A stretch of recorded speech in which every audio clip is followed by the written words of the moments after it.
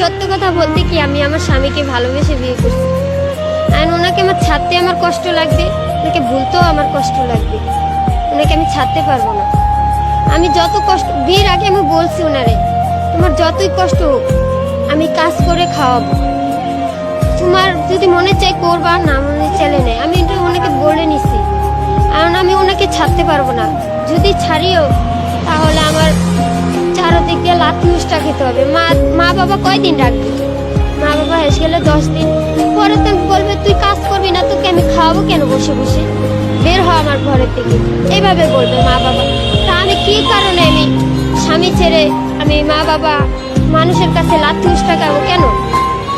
স্বামী থাকে, স্বামী আছে, পাশে আছে, সবাই আছে, সবাই ভালো ব্যবহার করতেছে। স্বামী নেই, কেউ ভালো ব্যবহার করবে না এই দুনিয়ায়, সবাই লাথি উষ্টা মারবে। এই কারণে আমি পারবো না, আমার স্বামীকে আমি অনেক ভালোবাসি।